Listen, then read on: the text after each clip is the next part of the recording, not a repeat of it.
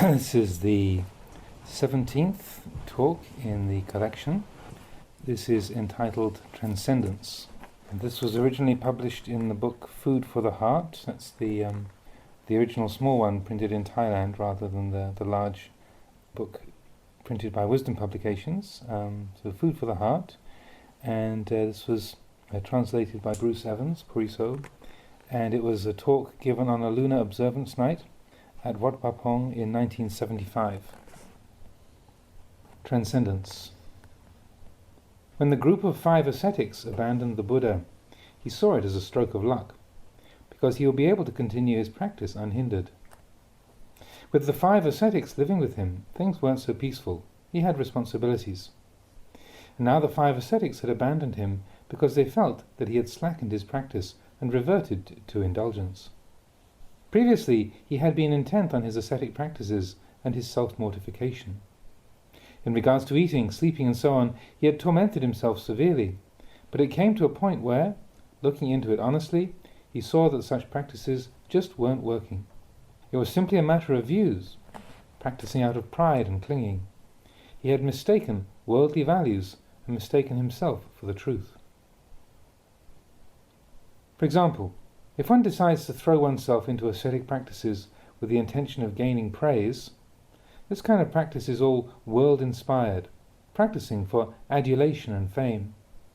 Practicing with this kind of intention is called mistaking worldly ways for truth. Another way to practice is to mistake one's own views for truth. You only believe in yourself, in your own practice. No matter what others say, you stick to your own preferences. You don't carefully consider the practice. This is called mistaking oneself for truth. Whether you take the world or you take yourself to be truth, it's all simply blind attachment. The Buddha saw this and saw that there was no adhering to the Dhamma, no practicing for the truth. So his practice had been fruitless. He still hadn't given up defilements. Then he turned around and reconsidered all the work that he put into practice right from the beginning in terms of results. What were the results of all that practice? Looking deeply into it, he saw that it just wasn't right. It was full of conceit and full of the world. There was no Dhamma, no insight into not-self, anatta, no emptiness or letting go. There may have been a kind of letting go, but it was the kind that still hadn't let go. Looking carefully at the situation, the Buddha saw that even if he were to explain these things to the 5 ascetics, they wouldn't be able to understand. It wasn't something he could easily convey to them, because those ascetics were still firmly entrenched in the old way of practice and seeing things. The Buddha saw that you could practice like that until your dying day, maybe even starve to death, and achieve nothing, because such practice is inspired by worldly values and by pride. Considering deeply, he saw the right practice, samma patipada. The mind is the mind, the body is the body. The body isn't desire or defilement. Even if you were to destroy the body, you wouldn't destroy defilements. That's not their source.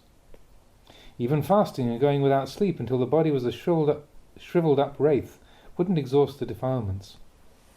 But the belief that defilements could be dispelled in that way, the teaching of self-mortification, was deeply ingrained into the 5 ascetics. The Buddha then began to take more food, eating as normal, practicing in a more natural way.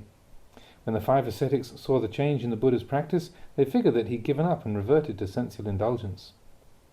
One person's understanding was shifting to a higher level, transcending appearances, while the other saw that that person's view was sliding downwards, reverting to comfort. Self-mortification was deeply ingrained into the minds of the 5 ascetics because the Buddha had previously taught and practiced like that. Now he saw the fault in it. By seeing the fault in it clearly, he was able to let go. When the 5 ascetics saw the Buddha doing this, they left him, feeling that because he was practicing wrongly, they would no longer follow him.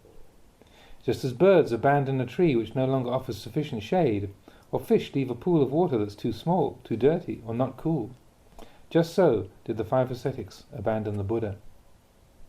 So now the Buddha concentrated on contemplating the Dhamma. He ate more comfortably and lived more naturally. He let the mind be simply the mind, the body simply the body. He didn't force his practice in excess, just enough to loosen the grip of greed, aversion and delusion. Previously, he had walked the two extremes, kama sukhalikanu yogo. If happiness or love arose, he would be aroused and attached to them. He would identify with them and he wouldn't let go. If he encountered pleasantness, he would stick to that. If he encountered suffering, he would stick to that. These two extremes he called kama sukhalikanu yogo and atakila matanu yogo. The Buddha had been stuck on conditions. He saw clearly that these two ways are not the ways for a samana. Clinging to happiness, clinging to suffering. A samana is not like this. To cling to those things is not the way. Clinging to those things, he was stuck in the views of the world and the self. If he were to flounder in these two ways, he would never become one who clearly knew the world. He would be constantly running from one extreme to the other. Now the Buddha fixed his attention on the mind itself and concerned himself with training that. All facets of nature proceed according to their supporting conditions. They aren't any problem in themselves. For instance, illnesses in the body. The body experiences pain, sickness, fever and colds and so on. These all naturally occur. Actually, people worry about their bodies too much. They worry about and cling to their bodies so much because of wrong view. They can't let go. Look at this hall here. We build the hall and we say it's ours. But lizards come and live here. Rats and geckos come and live here. And we're always driving them away because we see that the hall belongs to us, not the rats and lizards. It's the same with illnesses in the body. We take this body to be our home, something that really belongs to us. If we happen to get a headache or a stomachache, we get upset. We don't want the pain and suffering. These legs are our legs. We don't want them to hurt. These arms are our arms. We don't want anything to go wrong with them. We've got to cure all pains and illnesses at all costs. This is where we are fooled and stray from the truth. We are simply visitors to this body. Just like this hall here, it's not really ours. We are simply temporary tenants, like the rats, lizards and geckos. But we don't know this. The body is the same. Actually, the Buddha taught that there is no abiding self within this body, but we go and grasp onto it as being ourself, as really being us and them. When the body changes, we don't want it to do so. No matter how much we are told, we don't understand. If I say it straight, you get even more fooled. This isn't yourself, I say, and you go even more astray. You get even more confused, and your practice just reinforces the self. So most people don't really see the self. One who sees the self is one who sees that this is neither the self nor belonging to self. He sees the self as it is in nature. Seeing the self through the power of clinging is not real seeing. Clinging interferes with the whole business. Not easy to realize this body as it is because upadana clings fast to it all. Therefore it's said that we must investigate to clearly know with wisdom. This means to investigate the sankhara according to their true nature. Use wisdom. Knowing the true nature of sankhara is wisdom. If you don't know the true nature of sankhara, you are at odds with them, always resisting them. Now, it's better to let go of the sankhara than to try to oppose or resist them. And yet, we plead with them to comply with our wishes. We look for all sorts of means to organize them or make a deal with them. If the body gets sick and is in pain, we don't want it to be, so we look for various suttas to chant, such as Bhojango or the Dhammacakkappavattana Sutta, the Anattalakkana Sutta, and so on. We don't want the body to be in pain. We want to protect it, control it. These suttas become some form of mystical ceremony, getting us even more entangled in clinging. This is because they chant them in order to ward off illness, to prolong life, and so on. Actually, the Buddha gave us these teachings in order to see clearly, but we end up chanting them to increase our delusion. Rupang anicang, Vedana anicca, Sanya anicca, Sankhara anicca, Viññāṇaṃ aniccaṃ. The body is impermanent, feelings impermanent, perception is impermanent, mental formations are impermanent, consciousness is impermanent. We don't chant these words for increasing our delusion. They're recollections to help us know the truth of the body, so that we can let it go and give up our longing. This is called chanting to cut things down, but we tend to chant in order to extend them all. Or if we feel they're too long, we try chanting to shorten them, to force nature to conform to our wishes. It's all delusion. All the people sitting here in the hall are deluded, every one of them. The ones chanting are deluded, the ones listening are deluded. They're all deluded. All they can think is, how can we avoid suffering? When are they ever going to practice? Whenever illnesses arise, those who know see nothing strange about it. Getting born into this world entails experiencing illness. However, even the Buddha and the noble ones, contracting illness in the course of things, would also, in the course of things, treat it with medicine. For them, it was simply a matter of correcting the elements. They didn't blindly cling to the body or grasp at mystic ceremonies and such. They treated illnesses with right view. They didn't treat them with delusion. If it heals, it heals. If it doesn't, then it doesn't. That's how they saw things. They say that nowadays Buddhism in Thailand is thriving, but it looks to me like it's sunk as far as it can go. The Dhamma halls are full of attentive ears, but they're attending wrongly. Even the senior members of the community are like this. So, everybody just leads each other into more delusion. One who sees this will know that the true practice is almost opposite from where most people are going. The two sides can barely understand each other. How are those people going to transcend suffering? They have chants for realizing the truth, but they turn around and use them to increase their delusion. They turn their backs on the right path. One goes eastward, the other goes west. How are they ever going to meet? They're not even close to each other. If you have looked into this, you will see that this is the case. Most people are lost. But how can you tell them? Everything has become rites and rituals and mystic ceremonies. They chant, but they chant with foolishness. They don't chant with wisdom. They study, but they study with foolishness, not with wisdom. They know, but they know foolishly, not with wisdom. So they end up going with foolishness, living with foolishness, knowing with foolishness. That's how it is. And regarding teaching, all they do these days is teach people to be stupid. They say they're teaching people to be clever, giving them knowledge, but when you look at it in terms of truth, you see that they're really teaching people to go astray and grasp at deceptions. The real foundation of the teaching is in order to see atta, the sense of self, as being empty, having no fixed identity. It's void of intrinsic being. But people come to the study of Dhamma to increase their self-view. They don't want to experience suffering or difficulty. They want everything to be cozy. They may want to transcend suffering, but if there's still a self, how can they ever do so?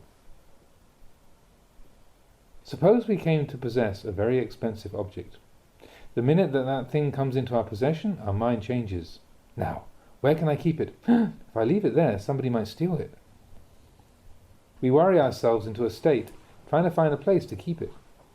And when did the mind change? It changed the minute we obtained that object. Suffering arose right then.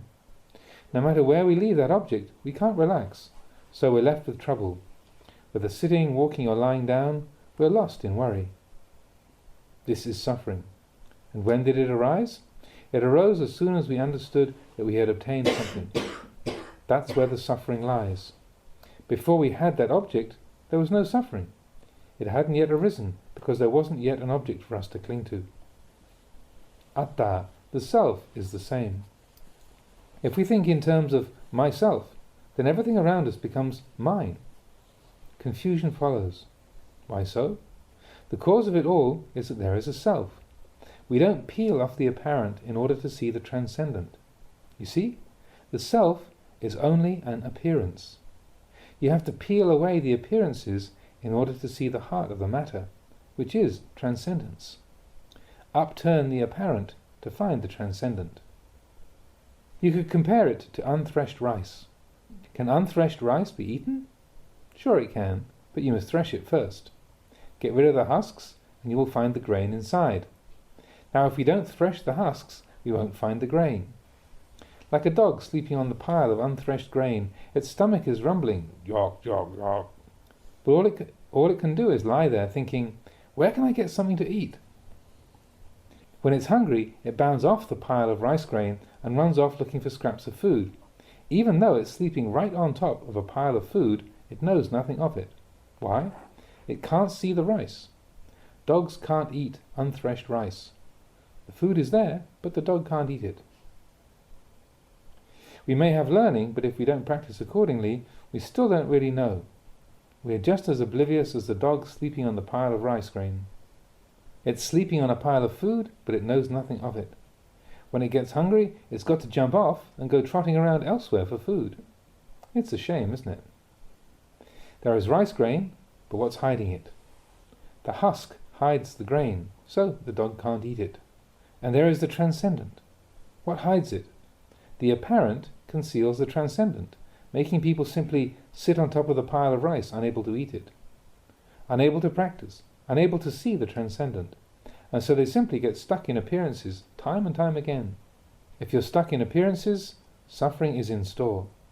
You'll be beset by becoming, birth, old age, sickness and death.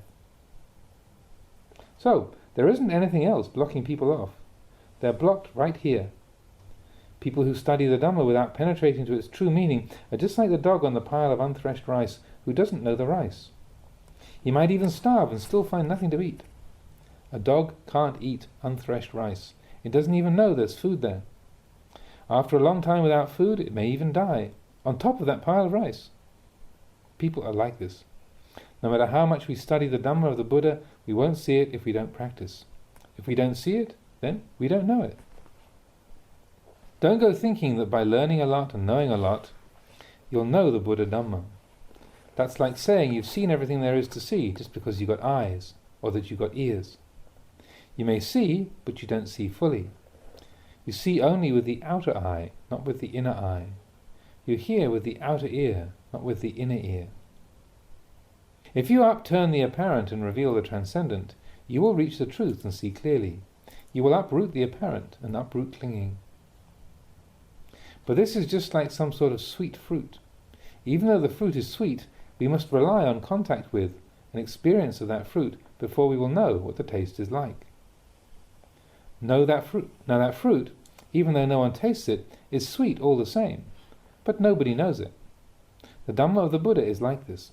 Even though it's the truth, it isn't true for those who don't really know it. No matter how excellent or fine it may be, it's worthless to them. So, why do people grab after suffering? Who in this world wants to inflict suffering on themselves? No one, of course. Nobody wants suffering, and yet people keep creating the causes of suffering, just as if they were wandering around looking for suffering. Within their hearts, people are looking for happiness. They don't want suffering. Then why is it that this mind of ours creates so much suffering? Just seeing this much is enough. We don't like suffering, and yet why do we create suffering for ourselves? It's easy to see, but it can only be because we don't know suffering. We don't know the end of suffering. That's why people behave in the way they do. How could they not suffer when they continue to behave in this way? These people have micchaditthi, wrong view, but they don't see that it is micchaditthi. Whatever we say, believe in or do which results in suffering, it's all wrong view. If it wasn't wrong view, it wouldn't result in suffering. We couldn't cling to suffering, or to happiness, or to any condition at all. We would leave things be in their natural way, like a flowing stream of water. We don't have to dam it up, we should just let it flow along its natural course. The flow of Dhamma is like this, but the flow of the ignorant mind tries to resist Dhamma in the form of wrong view. Suffering is there because of wrong view. This people don't see. This is worth looking into. Whenever we have wrong view, we will experience suffering. If we don't experience in the present, it will manifest later on. People go astray right here. What is blocking them off? The apparent blocks off the transcendent, preventing people from seeing things clearly. People study, they learn, they practice, but they practice with ignorance, just like a person who's lost his bearings. He walks to the west, but thinks he's walking east, or walks to the north, thinking he's walking south. This is how far people have gone astray. This kind of practice is really only the dregs of practice. In fact, it's a disaster. It's a disaster because they turn around and go in the opposite direction. They fall from the objective of true Dhamma practice. Actually, this is a pun that Ajahn Chah was very fond of using. So the word for practice is patibat, and the word for disaster is vibat. So he would often say how rather than developing the practice, rather than developing the patibat, People are instead developing the vibhat, developing, this is not called developing the practice, this is called developing disaster. This state of affairs causes suffering, and yet people think that doing this, memorizing that, studying such and such, will be a cause for the cessation of suffering. Just like a person who wants to get a lot of things. He tries to amass as much as possible, thinking if he gets enough, his suffering will abate. This is how people think. But their thinking goes astray of the true path. Just like one person going northward, another going southward, and yet both believing they're going the same way. Most people are still stuck in the mass of suffering, still wandering in samsara, just because they think like this. If illness or pain arise, all they can do is wonder how they can get rid of it. They want it to stop as fast as possible. They've got to cure it at all costs. They don't consider that this is the normal way of sankhara. Nobody thinks like this. The body changes and people can't endure it. They can't accept it. They've got to get rid of it at all costs. However, in the end, they can't win. They can't beat the truth. It all collapses. This is something people don't want to look at. They continually reinforce their wrong views. Now, practicing to realize the Dhamma is the most excellent of things. Why did the Buddha develop all the perfections? So that he could realize this and enable others to see the Dhamma, know the Dhamma, practice the Dhamma and be the Dhamma, so that they could let go and not be burdened. Don't cling to things, or, to put it another way, hold, but don't hold fast. This is also right. If we see something, we pick it up. Oh, it's this. Then we lay it down. We see something else, pick it up and hold it, but not fast. We hold it just long enough to consider it, to know it, then to let it go. If you hold without letting go, carrying without laying down the burden, then you're going to be heavy. If you pick something up and carry it for a while, then when it gets heavy, you should lay it down, throw it off. Don't make suffering for yourself. This we should know as the cause of suffering. If we know the cause of suffering, suffering cannot arise. For either happiness or suffering to arise, there must be the atta, the self. There must be the I and mine. There must be this appearance. If when all these things arise, the mind goes straight to the transcendent, it removes the appearances. It removes the delight, the aversion and the clinging from those things. Just as when something that we value gets lost, when we find it again, our worries disappear. Even before we see that object, our worries may be relieved.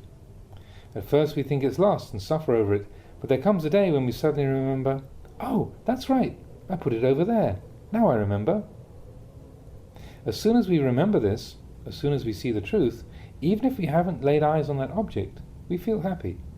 This is called seeing within, seeing with the mind's eye, not seeing with the outer eye. If we see with the mind's eye, then even though we haven't laid eyes on that object, we are already relieved. Similarly, when we cultivate Dhamma practice and attain the Dhamma, see the Dhamma, then whenever we encounter a problem, we solve the problem instantly, right then and there. It disappears completely. It's laid down, released. The Buddha wanted us to contact the Dhamma, but people only contact the words, the books and the scriptures, about Dhamma, not contacting the actual Dhamma as taught by our great teacher. How can people say they are practicing well and properly? They are a long way off. The Buddha was known as Lokaviddu, having clearly realized the world. Right now we see the world all right, but not clearly. The more we know, the darker the world becomes, because our knowledge is murky. It's not clear knowledge. It's faulty. This is called knowing through darkness, lacking in light and radiance. People are only stuck here, but it's no trifling matter. It's important. Most people want goodness and happiness, but they just don't know what the causes for that goodness and happiness are. Whatever it may be, if we haven't yet seen the harm of it, we can't give it up. No matter how bad it may be, we still can't give it up if we haven't truly seen the harm of it. However, if we really see the harm of something beyond a doubt, then we can let it go. As soon as we see the harm of something and the benefit of giving it up, there's an immediate change. Why is it we are still unattained, still cannot let go? It's because we still don't see the harm clearly. Our knowledge is faulty, it's dark. That's why we can't let go. If we knew clearly like the Lord Buddha or the Arahant disciples, we would surely let go. Our problems would dissolve completely, with no difficulty at all. When your ears hear sound, let them do their job. When your eyes perform their function with forms, let them do so. When your nose works with smells, let it do its job. When your body experiences sensations, then it performs its natural functions. Where will problems arise? There are no problems.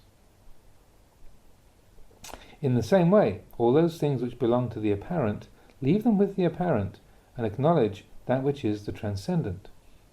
Simply be the one who knows, knowing without fixation, knowing and letting things be in their natural way. All things are just as they are. All our belongings, does anybody really own them? Does our father own them, or our mother, or our relatives? Nobody really gets anything. That's why the Buddha said to let all those things be. Let them go. Know them clearly. Know them by holding, but not fast. Use things in a way that is beneficial, not in a harmful way, by holding fast to them until suffering arises. To know Dhamma is to know in such a way as to transcend suffering. This sort of knowledge is important. Knowing about how to make things, to use tools, knowing all the various sciences of the world and so on, they all have their place. But they are not the supreme knowledge. The Dhamma must be known as I have explained it here. You don't have to know a whole lot. Just this much is enough for the Dhamma practitioner, to know and then let go. It's not that you have to die before you can transcend suffering, you know. You transcend suffering in this very life because you know how to solve problems. You know the apparent. You know the transcendent. Do it in this lifetime, while you're here practicing. You won't find it anywhere else. Don't cling to things. Hold, but don't cling. You may wonder, why does the Ajahn keep saying this? How could I teach otherwise? How could I say otherwise, when the truth is just as I've said it? Even though it's the truth, don't hold fast even to that. If you cling to it blindly, it becomes a falsehood. Like a dog, if you grab its leg, if you don't let go, the dog will spin around and bite you. Just try it out. All animals behave like this. If you don't let go, it's got no choice but to bite. The apparent is the same. We live in accordance with conventions. They are here for our convenience in this life, but they're not things to be clung to so hard that they cause suffering. Just let things pass. Whenever we feel that we are definitely right, so much so that we refuse to open up to anything or anybody else, right there, we are wrong. It becomes wrong view. When suffering arises, where does it arise from? The cause is wrong view, the fruit of that being suffering. If it was right view, it wouldn't cause suffering. So I say, allow space, don't cling to things. Right is just another supposition, just let it pass. Wrong is another apparent condition, just let it be that. If you feel that you are right, and yet others contend the issue, don't argue, just let it go. As soon as you know, let go. This is the straight way. Usually it's not like this. People don't often give in to each other. That's why some people, even Dhamma practitioners who still don't know themselves, may say things that are utter foolishness and yet think they're being wise. They may say something that's so stupid that others can't even bear to listen, and yet they think they're being cleverer than the others.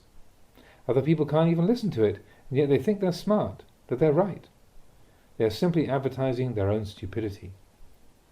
That's why the wise say, whatever speech disregards anicca is not the speech of a wise person. It's the speech of a fool. It's deluded speech. It's the speech of one who doesn't know that suffering is going to arise right there. For example, suppose you had decided to go to Bangkok tomorrow and someone were to ask, are you going to Bangkok tomorrow?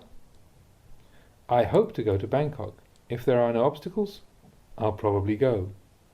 This is called speaking with the Dhamma in mind, speaking with anicca in mind, taking into account the truth, the transient, uncertain nature of the world. You don't say, yes, I'm definitely going tomorrow. If it turns out you don't go, what are you going to do? Send news to all the people who you told you were going? You'd just be talking nonsense. There's still much more to the practice of Dhamma. It becomes more and more refined, but if you don't see it, you may think you're speaking right even when you're speaking wrongly and straying from the true nature of things with every word. And yet you may think you're speaking the truth. To put it simply, anything that we say or do that causes suffering to arise should be known as micchā ditthi. It's delusion and foolishness.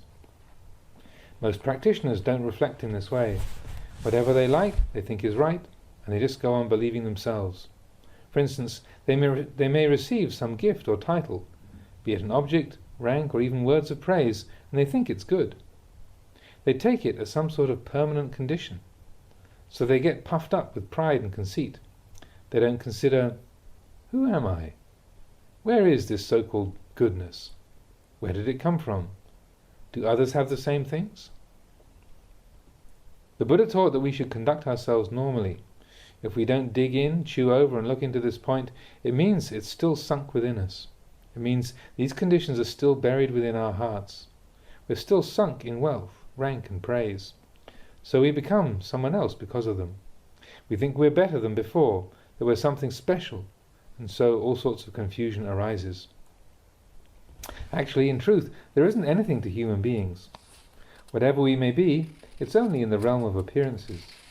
If we take away the apparent and see the transcendent, we see that there isn't anything there. There are simply the universal characteristics: birth in the beginning, change in the middle, and cessation in the end. This is all there is. If we see that all things are like this, then no problems arise. If we understand this, we will have contentment and peace. Where trouble arises is when we think like the 5 ascetic disciples of the Buddha. They followed the instruction of their teacher, but when he changed his practice, they couldn't understand what he thought or knew. They decided that the Buddha had given up his practice and reverted to indulgence. If we were in that position, we'd probably think the same thing, and there'd be no way to correct it. We'd be holding on to the old ways, thinking in the lower way, yet believing it's higher. We'd see the Buddha and think he'd given up the practice and reverted to indulgence, just like those 5 ascetics. Consider how many years they had been practicing at that time, and yet they still went astray. They still weren't proficient. So I say to practice, and also to look at the results of your practice. Look especially where you refuse to follow, where there is friction. Where there is no friction, there's no problem. Things flow. If there's friction, they don't flow. You set up a self and things become solid, like a mass of clinging. There's no give and take. Most monks and cultivators tend to be like this. However, they've thought in the past, they continue to think. They refuse to change. They don't reflect. They think they are right, so they can't be wrong. But actually, wrongness is buried within rightness. Even though most people don't know that. How is it so? This is right. But if someone else says it's not right, you won't give in. You've got to argue. What is this? Ditthimana. Ditthimana means views. Ditti means views, mana is the attachment to those views. If we attach even to what is right, refusing to concede to anybody, then it becomes wrong. To cling fast to rightness is simply the arising of self. There is no letting go. This is a point which gives people a lot of trouble, except for those Dhamma practitioners who know that this point, is a very important one. They'll take note of it. If it arises while they're speaking, clinging comes racing onto the scene. Maybe it'll linger for some time, perhaps 1 or 2 days, 3 or 4 months, a year or 2. This is for the slow ones, that is. For the quick, the response is instant. They just let go. Clinging arises and immediately there is letting go. They force the mind to let go, right then and there. You must see these 2 functions operating. Here there is clinging. Now, who is the one who resists that clinging? Whenever you experience a mental impression, you should observe these 2 functions operating. There's clinging, and there is one who prohibits the clinging. Now, just watch these 2 things. Maybe you will cling for a long time before you let go. Reflecting and constantly practicing like this, clinging gets lighter. It becomes less and less. Right view increases as wrong view gradually wanes. Clinging decreases. Non-clinging arises. This is the way it is for everybody. That's why I say to consider this point. Learn to solve problems in the present moment. A1.